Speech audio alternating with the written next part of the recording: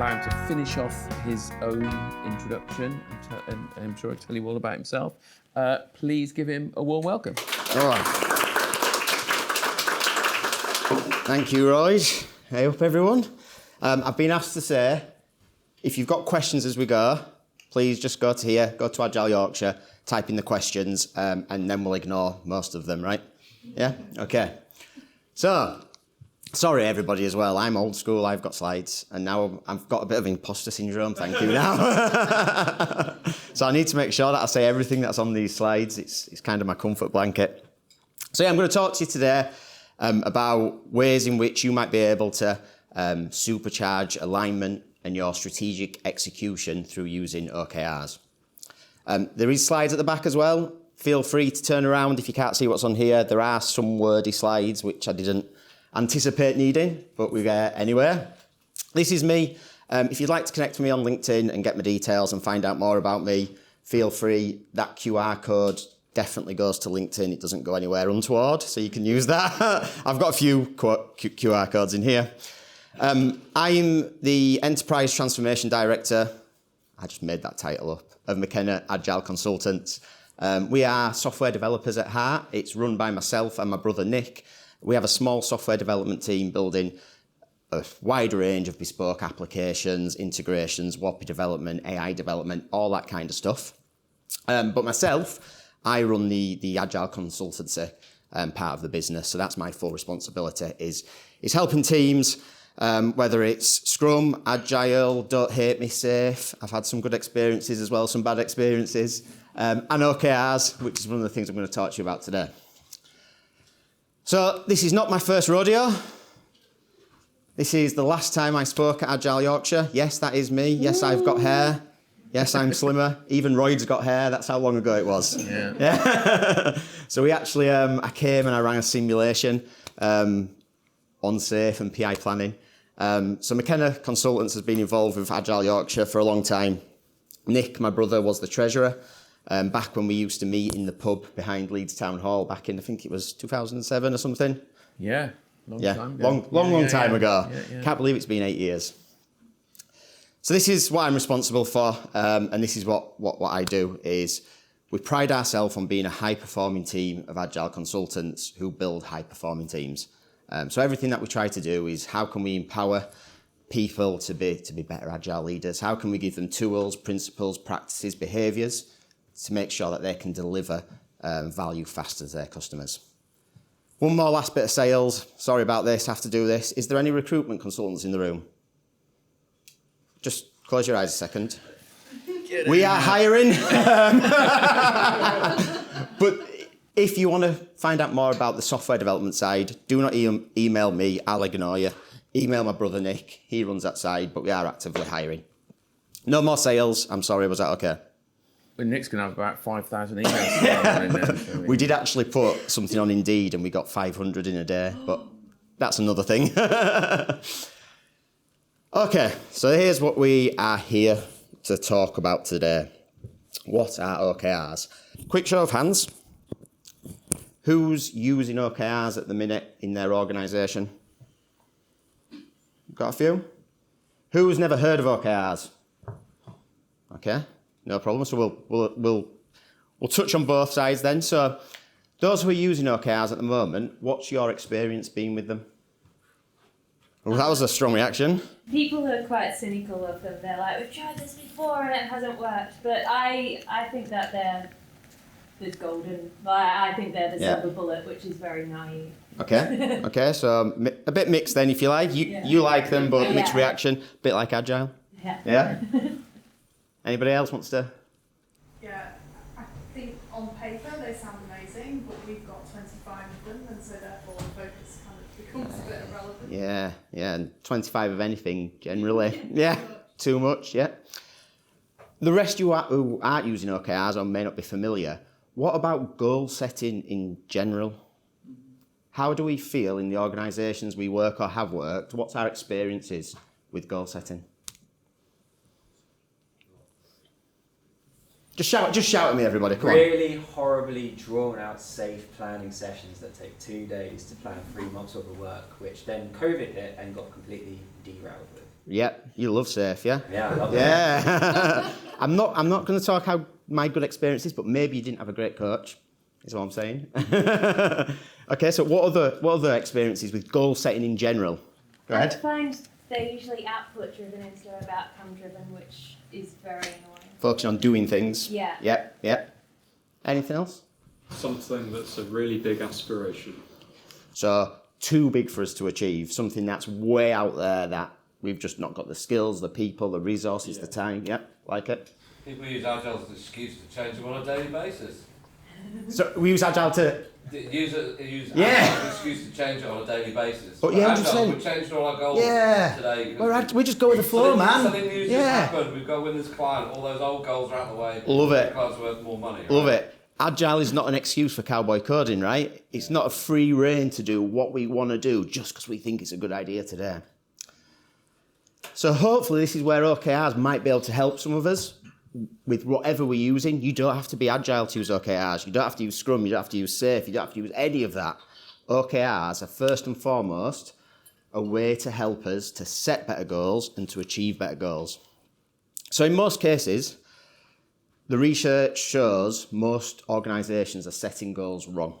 So they're too big, there's too many, they're too vague, they're too difficult, and in the worst companies, and nod your head if you agree, we're not setting goals at all. Happens quite often. So there's some very basic goal setting theory that goes back to the 50s. Edwin Locke, a researcher, and he says that great goals have commitment, they're concise, they're realistic, they've got account for task complexity. I need my notes for the last one, I'm sorry. And they have feedback. So it's not a goal that you get at the end of the year or at the end of the 5 years. There's constant feedback in those goals. And OKRs will hopefully be able to help you incorporate all of that into our goal setting process. So let me just try something with you. Do you all trust me? No. I do. Yeah. First mistake. Nothing bad is going to happen to you, I promise. But I would like you all to close your eyes. Right? On the count of 3, I would like you to keep your eyes closed. I would like you to point north and keep the eyes closed. Okay? Count of 3. 1, 2, 3. Keep your eyes closed. Keep pointing. Now open your eyes and look around. What's wrong with you all? You're stupid. It's north. You all know what north is, right? You all know. Why didn't you all point the same way? What went wrong? It was a simple instruction. How many times at work do we get asked to point north, and before you know it, everybody's going which different way? Everybody has their own interpretation of what north is. This is one of the challenges that OKRs is trying to address. It's going to get us all pointing north, get us all moving in the same direction.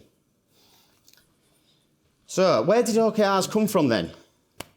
There's no OKR manifesto. They're the latest new kid on the block, if you like. You know, a lot of people are talking about them. Does anybody know where they came from? Google. Google? Yeah? Google? Like a military thing. Yeah, almost, yeah. It's like nearly every Agile thing goes back to, you know... Toyota. Yeah. So Google, I wouldn't think any less of you for thinking Google, but that's one of the common misconceptions. So before Google, there was a chap called Andy Grove, and apologies if you can't read this. So Andy Grove was born in the 1930s in Hungary, and he was a Jewish immigrant who fled the Second World War, moved over to America. I'm not even going to try and pronounce his original name because I'll just embarrass myself, but he adopted the name Andy Grove, and he took on a life in America and eventually worked his way up to be the CEO of Intel. And in the 1970s, at Intel, they had a big challenge. One of their competitors, Motorola, was building processors that not only were faster, they were smaller, they were cheaper to build, and they built them much, much quicker. So they had a big challenge of how do we crush Motorola? So he took those words literally, crush Motorola, and he started to build a strategy called Operation Crush. Andy Grove, he was a big believer in people. So he really believed that, people are not robots. These are clever knowledge workers. Tell you what, let's just let them figure out what to do. They'll do good things. So he was a big believer, an early believer in empowering people. And he was also inspired by a lot of the work by Peter Drucker in the 50s. So the management by objectives movement that was going on there. All about how people are more productive when they've got clear goals set as opposed to just being busy, if that makes sense. Sorry for the history lesson, everybody. It's like BBC Two on a Thursday night. So Andy Grove, he wrote this book, and he led Intel into what we know as Intel today. And a large part of that was because of the direction, the vision, and the leadership he provided through an early version of those OKRs.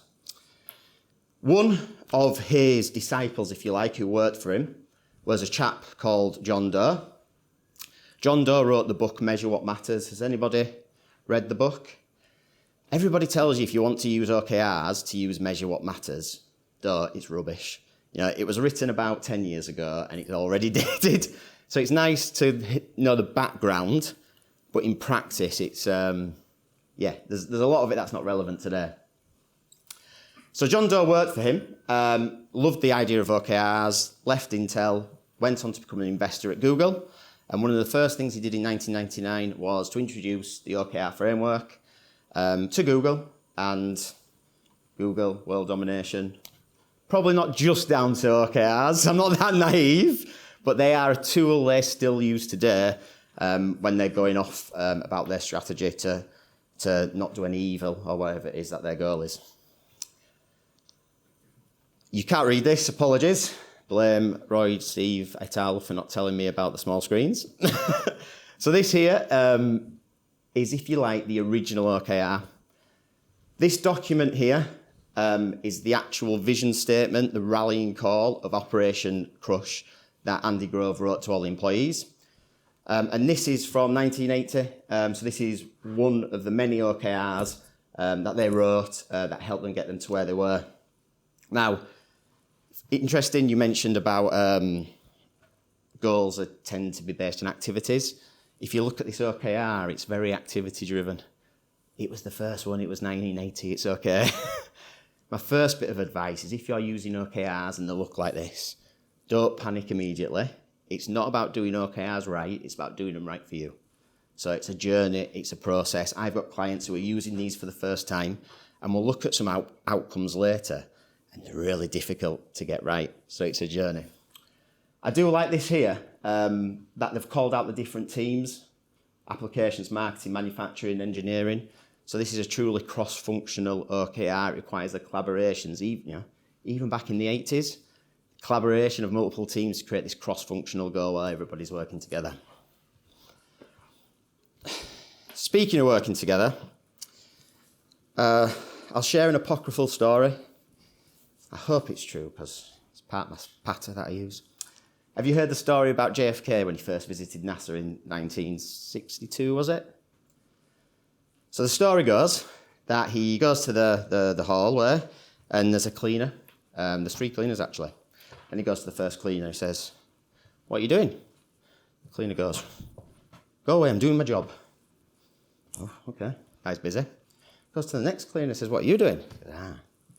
What I'm going to do is this quadrant here, I'm going to sweep all the rubbish up, I'm going to put it in the bin, and then I'm going to get my mop, I'm going to mop it up, put the soap on, soap it all up, and then I'm going to dry it all. When I've dried it, I'm going to get the buffer out, just shine it real nice. It's going to look super smooth. And when I've done that quarter, I'm going to do this quarter next, and this, and go all the way around. JFK's like, this guy's a good cleaner. He knows his stuff, he's highly specialised, awesome. And he goes to the third cleaner and says, "What are you doing?" He says, "I'm putting a man on the moon." Yeah, that's the power of OKRs. The sum of all those activities, what is the outcome that we're trying to achieve? We're trying to put a man on the moon. It doesn't matter what activities we're doing at the ground level, as long as we're still doing them with that objective in mind. That's the power of OKRs. So a definition. So OKRs, believe it or not, are a management methodology, if you like, to get everybody aligned, focused, that we're putting that man on the moon. OKRs are designed to be a little bit scary, a little bit aspirational, within reason. You need to have the capacity, the resources, the people, etc. But they should make you want to get out of bed in the morning. They should give you a little bit of professional fear, if you like, to keep things interesting, to keep you pushing forward. They're focused on measures of change, pushing the company forward. They're not focused necessarily on our day-to-day KPIs. They're about creating change, doing something differently for us. They're frequent, so you tend to find they're 1 year or less. Most companies, once they build that strategic execution engine, once they can start to execute on the things in their OKRs, they usually get them down to about a quarter in length. So they'll have 4 OKRs going each year. Excuse me. They're people-focused. So I like to work with teams to create OKRs that are focused on the behavioural changes that we're trying to encourage. Once we've created this thing, whatever this thing is, how will our customers, how will our stakeholders, how will our people behave differently? Once we achieve those outcomes of behaviour change, then we've delivered value. We've got customers buying more stuff. We've got employees who are happier. We've got stakeholders who are not banging on our door all the time asking for the same crap over and over again. It's about that behavioural change. And one thing that I find overlooked time and time again is OKRs are a cultural change. OKRs are useless if you just write them, put them in the drawer, and you sit with your manager in 12 months' time and go, did you achieve your OKRs? Absolutely not. OKRs are a vehicle to help us go after those big goals, to help us to be more agile, to help us to be more value-focused. Perhaps my favourite quote is from Ben Lamotte, the OKRs field book. This is my favourite definition, if you like. I'll leave it there. Can you read it? You can't read it. I'll read it. They're a critical thinking framework, an ongoing discipline that seeks to ensure employees work together, focusing their efforts to make measurable contributions that drive the company forward. So if we pull this apart, they're a critical thinking framework. They are hard to do. If you're creating your OKRs in an hour, you're doing them wrong. They should force you to think outside the box. They should force you to feel a bit uncomfortable. You need to be really thinking about, will this make a difference? What are those outcomes? Who's the customer that I'm serving with this OKR? Is it internal? Is it external? Is it me? An ongoing discipline. Again, this is something my clients miss all the time. They think they can just set the OKRs and they'll magically happen. We'll look at a breakdown of how OKRs play with the work that we do. The force collaboration. So they force you to think about that meaningful change. Who do I need? What alignment do I need in the organisation to achieve these goals? Which other teams need to contribute? Do I need to work with another team and merge our OKRs together for the good of the company? So they really start to force people to get uncomfortable and think outside the box. Measurable contributions. Again, flipping that mindset switch, getting away from I'm doing a good job because I'm doing lots of things to I'm doing a good job because I'm making a difference, I'm hitting these outcomes, we're seeing those measurable behaviour changes. And finally, they drive the company forward, they're measures for change. They're not just goal setting, they really are there for cultural change. So if you think of OKRs, objective and key results, objective is that big thing, what we're trying to achieve. I want to put a man on the moon. It should use superlatives in there. It should be aspirational. It should be concrete enough, not like you were saying, too ambitious and ambiguous, significant, and it should inspire action. I like to use the phrase, have you heard of BAGS? Big, hairy, audacious goals. So, think about that when you're writing them. And then the key results, they're the stepping stones on how we're going to measure, did we achieve that objective? These are the measurable outcomes. Melissa Mayer, who used to work at Google in the late 90s, she said, if it doesn't have a number, it's not a key result. So if you've got a key result that says deploy the platform, that is a terrible key result. How do you measure that? It should be thinking about when we deploy this platform, what are we expecting to happen? What are those changes in behaviours that we will see as a result the deployment of the platform. So how do the OKRs tie in with everything that we're trying to do? I'll read it out. We've got a long-term vision. We've got Operation Crush, whatever that was at Intel. You might have multiple strategic themes or priorities, usually 1 to 5 years. You might see in these in an organisation. You've got your OKRs that are annual or less, and then you've got your initiatives, projects, tasks, epics, features, whatever you call it in your way of working. We've got the stuff that we're doing. Everything, you should be able to hang a piece of string from the top, and everybody should be able to contribute what they're adding to it on that string on the way up. OKR should be bi-directional. So the vision, it comes from the leaders. That's why there are leaders. They should be setting that strategic vision for us. But the feedback should come up through the OKRs that are set to give our leaders feedback of, is this vision actually feasible? Is it the right thing to do? Have we got the skills we need to be able to do that? So to summarise on why we use OKRs, how am I doing for time? Am I good? Yeah, I think good. It might be a long night.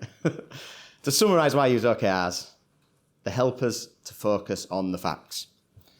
The F is for focus. OKRs are a bit of a prioritisation ninja. So when you're setting your OKRs, no more than 3. So that's 3 exec OKRs, no more than 3 for each team, product, function. Again, however you're organised in an organisation, no more than 3. Within each of those OKRs, no more than 5 key results. If you've got more than 5, too hard to measure, nobody wants to measure them, nobody looks at them, and they stop adding value. Now, why I say it's a bit of a prioritisation ninja is if you force people to have 3 OKRs, then coming back to this, what's the work that contributes to just those 3? It really starts to put the onus back on our leaders of saying, hang on a second, the work you're asking me to do is not moving these OKRs. What should we do? So it's a nice way to be able to facilitate that discussion as well. I'm working with a client in Manchester at the minute, and it's not too bad, but they've got 11 OKRs, and we did a strategy planning session in December, and we ran out of time after 2 days, planned 2 OKRs, and at the end of it, the main leader, she was like, yeah, it's a great session, love the blah, blah, blah, blah, blah. But what about the other 9 OKRs? And the team replied, we can't do them. We've just planned it for 2 days. We can only do 2. She went, great, but we've got to do them. So I'm still working with her to try and get her to understand that, that they're there to help us prioritise, to help her as well. The A stands for alignment. Again, getting us all pointing north, man on the moon. C is commitment. OKRs, although they're cascade down in terms of vision, exec OKRs, team, function, product, whatever. They're committed because the teams create their own. The team will look at the OKRs they're contributing towards and think, what can we do to contribute to that so it's their goal? They're not being given that OKR. T is for transparency and tracking. OKRs should not be a secret. They shouldn't be, your own personal little project. Everybody should know what they are so they can help you achieve yours. We should be having regular OKR check-ins where we're talking about progress towards those OKRs, challenges, and celebrating success as well, when we are hitting those key results. And the S is the great to keep us interested, to stretch us. They should be ambitious. If you're nailing every single OKR every year, that is a red flag for me. You're not really pushing yourself as much as you can. Likewise, if you're failing every OKR, probably you're stretching yourself too much. So there's a little bit of a balance for you there to figure out what's just enough stretch for us and where we are. So that is a very fast 20 minutes lesson on OKRs. So I'm just going to talk a little bit now about 2 examples of 2 clients that I've helped recently use OKRs in different ways, and just give you 5 of my top tips from that, and then I think we'll be done for questions and the pub. Okay. So 2 clients. So the first one, unintentionally, I've ended up with a couple of US clients on here. So we do a lot of work, regardless where the client is, remotely and in person. But this first client is a US financial services provider who facilitate donor-advised funds. They came to work with us and they had some big challenges around their portfolio processes. So they had way too much stuff in progress. I think they had 79 initiatives. 79 initiatives in progress, but in their section of the company, they had like 200 people. So it was way too much stuff. They weren't getting anything done. It was the typical, yes, we'll have it done this quarter, kept going over and over and over. What else we got on here? They had no data. So it's quite interesting that OKRs are easy for Google. They're a data company, right? This company had no data. So a lot of our early OKRs were about baselining and trying to figure out what the data was so we could build great OKRs. So what we wanted to do is remove waste, eliminate delays, and focus on value delivery. So that's me. So what we did is we implemented, again, don't hate me, this company was already using SAFe. We implemented a selection of their LPM, SAFe's LPM practices to build out a portfolio intake process and Kanban to help them govern the things that were going in the system and if they actually delivered the stuff they said they were going to deliver coming back out. I'm going to have to read this out for you, I'm sorry. We also did some value stream mapping. We set up a change management program using ProSci, and we created a couple of OKRs.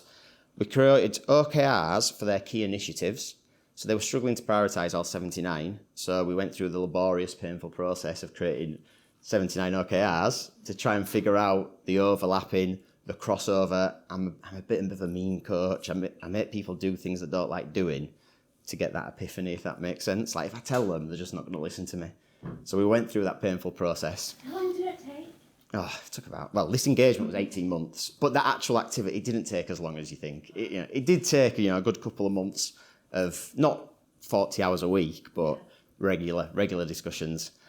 And we also created an OKR for the work we were doing, an internal one for the Lean Agile Centre of Excellence that we set up to figure out, is our portfolio adoption going to be successful or not? And here's our OKR, which you can't read. Really sorry. I think we are sharing the slides after, right? We're sharing the slides after. So this says, our objective was to connect our strategy with execution to deliver value faster than our customers can handle it. So our key results were to reduce our working process from 79 initiatives to 50 by the end of 2022, to reduce our initiative cycle time from 18 months to 9 months by the end of 2022, and to increase the predictability of our program teams from 65% to 100%. So those were our kind of, every single piece of work we did, we looked at those three and said, how is it going to move us towards these three key results that we're doing? We did improve the portfolio performance by 9%.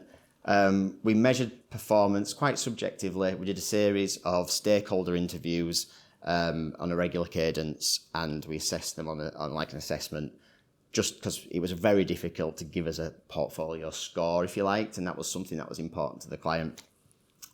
We did reduce the RIP. We got a 22% reduction and falling. So I measured that a few months ago. I got on a call with them and discussed it with them, and they're still actively trying to reduce that RIP. By the way, that is the biggest killer I see in all my clients, WIP. It is 100% the biggest thing. And finally, they actually achieved 100% predictability. And the way we measured that was, once everybody said, here's what we're going to do, at the end of it, we measured what they actually did. And now, it was 100%, but we didn't plan to 100%. So we kept a little guard band for the stuff that just happens, if that makes sense. And we accounted for things that we realised we didn't need to do as well. So we did a little bit of magic with that 100% to massage it to get where we needed, but we remained flexible as much as we can when measuring it. So the second one's a little bit different that we did. Again, in the US, this is, as sexy as it sounds, they make trailers that move shipping containers. Oh, God, yeah, I was so excited. Really cool company though, been around for over 100 years, and they realise they've got a problem. If we do not change, we will not be around for another 100 years. They have competitors coming to the market, again, a bit like Intel and Motorola, cheaper, faster, etc. They also realise, joking aside, trailers aren't as sexy as I thought, and the new demographic coming into the workforce might not be so excited about doing old school trailers. So they needed to really make sure they become an attractive place to work, as well as to continue growing the business. And thirdly, they also needed to make sure that they take advantage of technology. So they knew that they got a lot of work through doing a great job, a premium job, an American job, and they got a lot of business like that. So they knew that they had to take advantage of AI, automation, etc., in order to keep relevant going forward. So they tried OKRs in 2022 and failed miserably. They did what I said earlier. They created lots of OKRs, and then they looked at them at the end of 2022 and went, oh, forgot about that. Yeah, we should have done that. And there were a whole bunch of reasons why it didn't work. They also didn't have any change management, so they underestimated the need for change management when it comes to any kind of change program. They just thought, OKRs are easy, right? It's 3 letters. Everyone will get it. They'll just read the book. We're fine. And they also, because they're a manufacturing company, they make a real physical product. They're not an IT. They have got an IT function and developers, but that is not their bread and butter. So a lot of these concepts, cross-functional teams, etc., was difficult for them to move towards. So they hired us to come in over the course of, it was 3 to 6 months.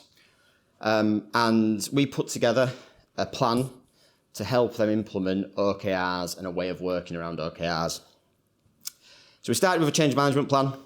We used anybody used ProSci, ADKAR? No? So we used that framework to help us. So ADKAR is a model that talks about awareness, desire, knowledge, should have practiced this, something else, and recognition. The other A is not important, I don't know what it is. So we used ADKAR to help us frame how are we going to communicate the change, how are we going to train these people, how are we going to support these people, and how are we going to make sure that this is sustainable moving forward. So we started with that by getting that alignment with the leadership team. We then built some custom OKR training. So they wanted the training to be left behind. They wanted to create a train the trainer program and a champion program so that they don't have to pay me to go out to Savannah every year to do this training over and over again. So we spent a lot of time doing that. We used real examples from their context. A lot of the feedback on the first training we did was, yeah, OKRs are great, but we're not Google. We got that same feedback. We need manufacturing examples. We need engineering examples. So we spent a lot of time getting it right for them. And we created a case study so they could practice in the training. It turns out people don't like it when a guy from Yorkshire tells them their OKRs are shite. Yeah, misunderstood that. So what we did is we created a case study, and that allowed me to tell them they're shite without them getting too upset. And then we spent the rest of the training creating some draft OKRs with them. Once they had the drafts, I did one-to-one with the teams, with the leaders, just doing several iterations with their OKRs, challenging them a little bit more, asking them how will we know that we've achieved that, how are we going to measure that, just typical kind of coaching around the OKRs. We then did some function-specific alignment workshops. So they were, like I said, they weren't ready to totally transform how they're organised. So they were still doing OKRs function by function. Not ideal, because you've got so many dependencies to manage, but that's what they chose to do, and we're going to support that. So what we did for that was, with each function, we had the different areas in the function read out and get feedback from each other on their OKRs to make sure we had functional alignment before we could then take that functional alignment to the exec level to feedback on the top level exec OKRs again. So we came down and then came back up again, if that makes sense, to get that total alignment. It took a while and it took too long, 100%, but they needed that, where they were, that they needed that hand-holding to get there. They're not experts at this yet. We then moved on to the Champions programme.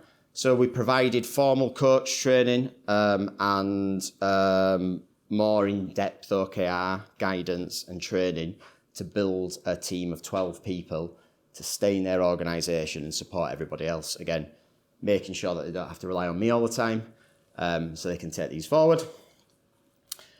And then finally, I just support now on a quarterly basis on their quarterly OKR cycle. So I'll come and make sure that they're delivering the right things, to make sure they're having the right cadence, to make sure they're having the right conversations, and just provide a high-level support. So that's kind of our approach to this client, and one that we'd probably use again with a few tweaks depending on the context. So the last few things before we're done. Outcome-focused key results. So when you're writing your key results, think about using this formula. A verb plus the target metric or behaviour plus the thing we're going to measure by a date or milestone. So for example, we want to increase the time a customer spends on the website from 5 minutes to 10 minutes by the 31st of March 2024. That could be a good example of a good outcome-focused key results. We're not talking about the features we're building. We're saying if we build these features, we want people to be on our website longer because our hypothesis states and our data supports people who spend more time on our website buy more stuff. So that's the kind of thinking we want to get with these key results. It's not about doing OKRs right, it's about doing OKRs right for you. Training is important, really is, so that we get that consistency across the org of how people create OKRs, so we've got that total alignment. Just like, having different flavours of Agile and different flavours of Scrum, it's really difficult to go from team to team if you've not got that common understanding of what we're all trying to do. Don't let perfection get in the way of progress. One of my clients, it's March, still haven't done their 2024 OKRs because he wants to get them perfect, and it's hamstringing everybody now. So I would say, look, if they're good enough, they've got a number, let's go with it. At the end of the first cycle, after the first quarter, we can adjust. You don't have to live with that OKR forever. If it's wrong, we can update it and change it. And just like the Spotify model, don't do it like Google did it. Don't do it just because Spotify did it. Google did it in a way that works for them, and you should do it in a way that works for you as well. Take advice and inspiration from everywhere, from consultants, from websites, from books, but it needs to work for you in your context. Don't assume well-written OKRs are the end goal. So we've got to actually deliver on these OKRs. They're not a HR exercise. One thing that gets in the way that I find is people thinking, oh, now I need an OKR meeting. Oh, I need an OKR planning. I need OKR reviews. Yes, you do need those conversations, but can you leverage any existing elements of your execution process? Whether it's your sprints, whether if you're doing SAFe, whether it's Kanban, do we have OKR swim lanes? What is it that's working for you right now? And how can OKRs complement what we've got? If you're in the situation of my second client and you've got no cadence at all, read Radical Focus. Really good. It's written like, got a nod here, it's really good, right? It's written, have you read The Goal or The Phoenix Project, like a management fable? It's a management fable. It's all about a startup who are selling, sorry, I'm digressing. I know you want to leave. Tea, right, yeah, but it's like really specialised tea, isn't it? Yeah. And that provides a lightweight framework to help you execute against OKRs as well. So it's a really, really good book. I really enjoyed it. It measures what matters, and a lot of the OKR literature, it talks about CFRs, conversation, feedback, and recognition. They're three of the big advantages of OKRs. It forces the right conversations, gives you a mechanism for feedback, and it gives you that recognition as well. You can celebrate successes. Recognition is the thing that I see gets forgotten all the time. People are just all about the feedback, the conversations, but they never actually acknowledge what they've just achieved. Yep. So, got a yep over there, yeah? So please take the time, as silly as it is, buy cake, round of applause, ring a bell. It doesn't have to be monetary. You don't have to give people money for everything. Find ways in your team to recognise when we're hitting those key results. There's a big debate, we haven't got time, I'll speak to you in the pub if you want, about linking OKRs to performance management. Originally, it was don't do it. However, there's a lot of organisations now finding ways to incorporate performance management into the OKR framework. I've had failure and success with it. It boils down to the kind of company that you are at the end, whether it's going to be successful or not, but I'll happily chat with you about the good way to do it. If that's something that you're facing in your organisations right now. Almost done. And finally, it's a cultural shift. I always say to clients, like Agile and Scrum, if you're doing it badly, just stop doing it. You're making things worse. There was a comment at the start about OKRs as a bad name, right? Yeah. Because we did a bad job. So I always encourage, just stop. Doesn't matter. Stop right now. Let's think about this and let's do it right. Change management plan, again, if you're doing OKRs right, it's a big shift. So really be intentional about who's impacted, how we're going to communicate, how we're going to train, how we're going to support, all those kind of things to make sure that we make a real success of it. And it takes time. You know, it's going to take a number of years until you can get that execution cycle, that discipline going until it becomes part of your process. Yep. Yeah, in your experience about how long do you have to wait to get the feedback to know that you're doing badly? Yeah, so in an organisation who are already doing well at Scrum or Agile and they've already got that instantaneous feedback, you can get it, within 2 weeks. If you've already got the telemetry, if you're building something like a website, it's much faster. In the trailer company, it takes them 6 months to build a trailer. So it's a much bigger cycle. So that's typical consultant answers. It depends. Can't get more agile than a cat, can you? Roy said I had to make the presentation about agile, so 4 questions for you that you might want to consider. These are the questions that I ask organisations when I start talking to them about OKRs. How are you currently communicating your strategy? How are your people, projects, etc. working towards that strategy? How are you validating and governing that the stuff we're doing is meeting the strategy? And then how agile or flexible, if they don't like the word agile, is your strategy to adopt to changing requirements? To support that, another QR code. The team, McKenna Consultants, we've actually built an AI tool based on OpenAI. If you're using OKRs, you can scan that, you can answer the questions, and it will give you some personalised recommendations based on the answers you gave it. So it's pretty cool. So feel free at any point to use that if you want to get some guidance without having to use a coach or anything like that. Do you want me to move on? And that's it. There's my details again. If you want to set up some time with me, I'm happy to spend 45 minutes for free, give you some free consultancy with anybody in this room as a gift from me.